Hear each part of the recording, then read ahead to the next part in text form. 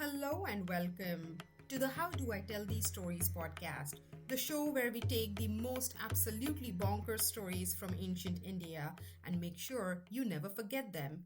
I'm your host, and today's story has a celestial nymph, two impossible promises, and a king who lost everything.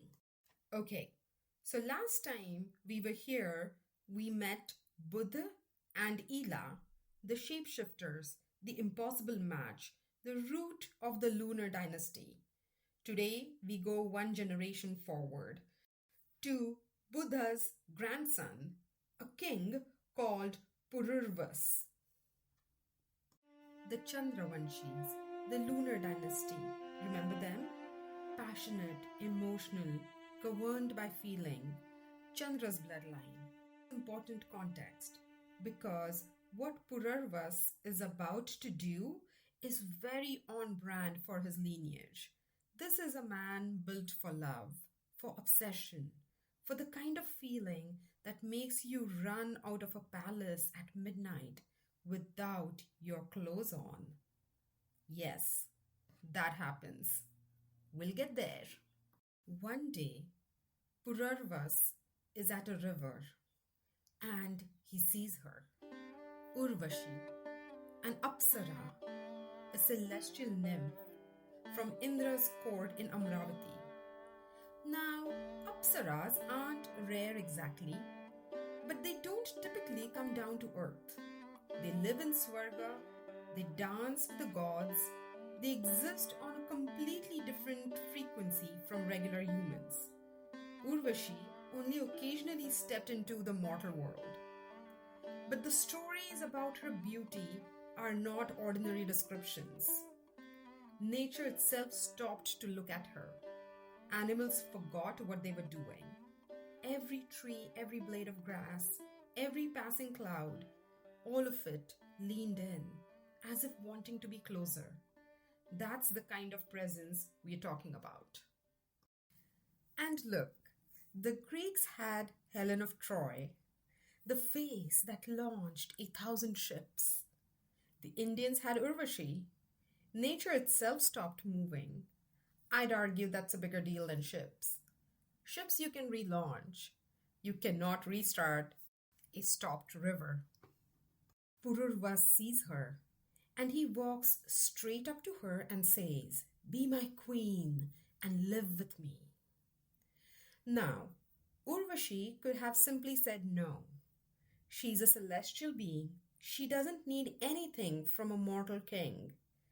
But she looks at him, this desperate, dazzling, clearly besotted man, and something in her is interested, or amused, or perhaps just tired of the perfect world of Amravati and curious about what Earth feels like for a while.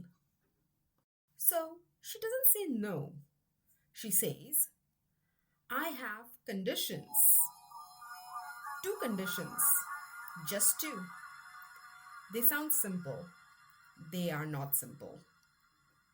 She says, "I will be your queen if you promise me two things.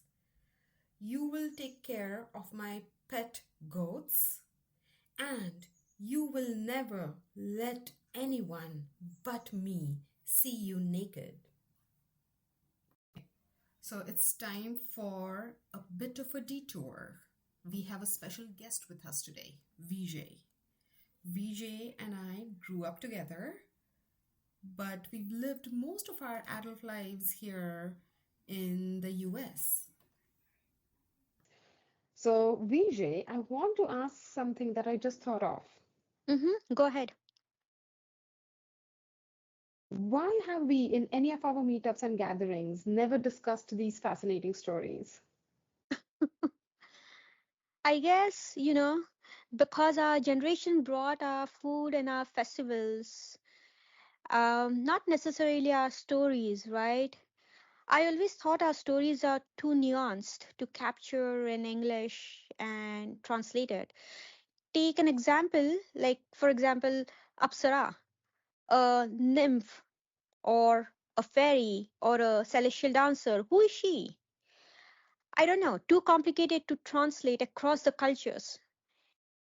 Or maybe, perhaps we just assumed we knew the stories and the kids would pick it up somehow. Right. But we didn't really pick them up.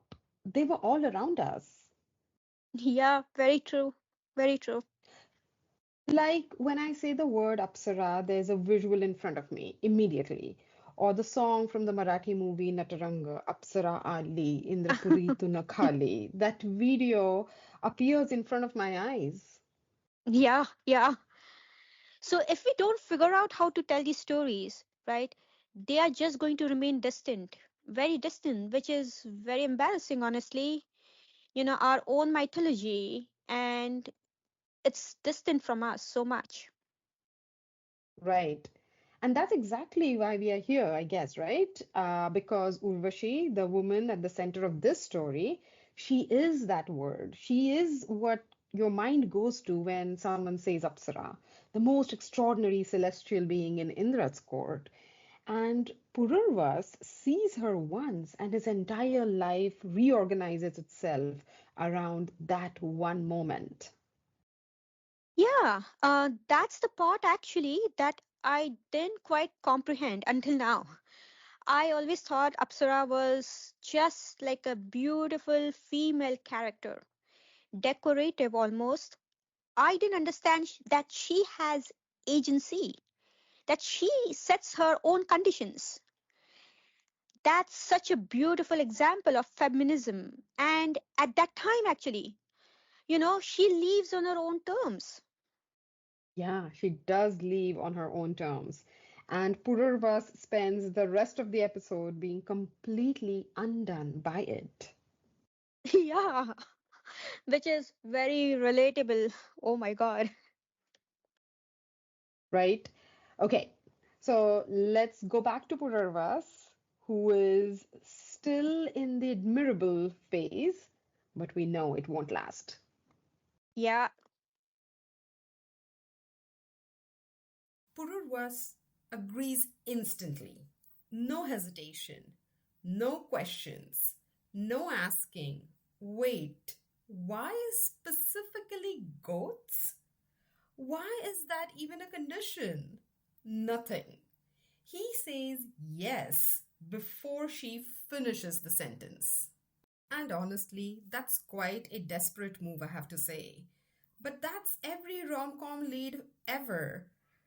The lover sets an impossible condition, expecting a negotiation, and those in love say yes to whatever the condition. Well, Purarvas was, I guess, doing that even in 1500 BC. Left with no choice but to accept this man who has agreed to her every demand without blinking. Urvashi marries Purarvas, and they go home together. And here's the part of the story that tends to get skipped. They're genuinely happy. For years, many years. Urvashi, who has lived her whole existence in the perfect shining court of the gods, discovers something she didn't expect. She likes this. The imperfect human world. This particular imperfect human. She bears him child after child. The domestic life that should feel beneath a celestial being feels, to her surprise, rather good. Meanwhile, in Amravati, Indra, the king of gods, is not happy. Urvashi is his best Apsara. The divine court is missing its most luminous presence. And in the divine calendar, an entire human lifetime is barely a blink. But even a blink is too long when you're running a heavenly court and your star performer hasn't shown up. Think about it. Indra is essentially a talent manager whose best artist went off and married a civilian. He's not angry because he loves her. He's angry because the show must go on and she's not in the dressing room. She's wasted on Earth. I need her back on stage by Friday. So Indra sends the Gandharvas, the celestial musicians, to bring her back. And the Gandharvas are clever. They don't march in and grab her. They study the situation. They look for a crack in those two promises. And then they find one. Two of them actually, tucked together in a single night. The nights the Gandharvas chose is of course the most vulnerable possible moment. Purarvas and Urvashi are in the bed. The goats are tied up.